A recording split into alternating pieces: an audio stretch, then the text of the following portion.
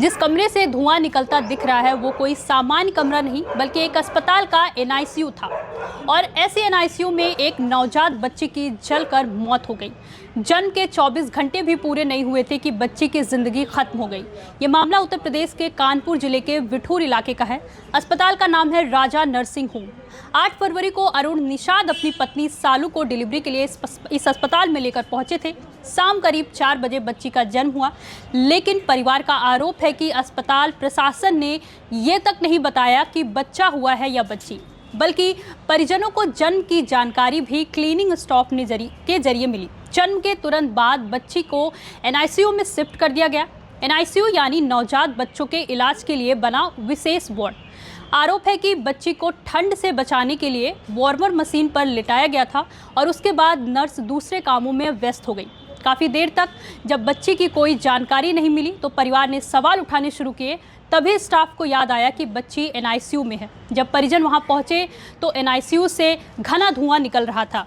अंदर जाकर देखा गया तो बच्ची बुरी तरह झुलस चुकी थी और कुछ ही देर में उसकी मौत हो गई। प्राथमिक जांच में शॉर्ट सर्किट की आशंका जताई जा रही है। परिवार का कहना है कि बच्ची का शरीर पूरी तरह जल चुका था और दादी समेत अन्य रिश्तेदारों ने अस्पताल पर गंभीर लापरवाही के आरोप लगाए हैं। घटना की जानकारी मिलते ही पुलिस और प्रशासन मौके पर पहुंचा।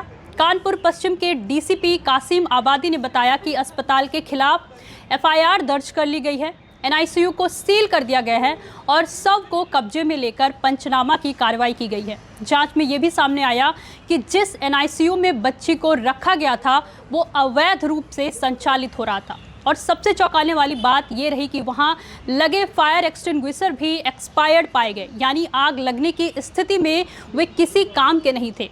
प्रशासन ने अस्पताल के एनआईसीयू यूनिट को पूरी तरह सील कर दिया है और पीड़ित परिवार की शिकायत पर भारतीय न्याय संहिता की धारा 106A के तहत अस्पताल के डॉक्टरों के खिलाफ मामला दर्ज किया गया है। जांच और कानूनी कार्रवाई फिलहाल जारी है। एक नवजात की मौत के बाद प्रशासन की नींद तो खुली है, लेकिन सवाल यही है कि अगर ये जांच पहले होती तो शायद एक मासूम की जान बच जाती। फिलहाल इस मामले से जुड़ा हर अपडेट आप तक पहुंचाया जाएगा। देखते रहिए न्यूज़ 11 भारत। नमस्कार।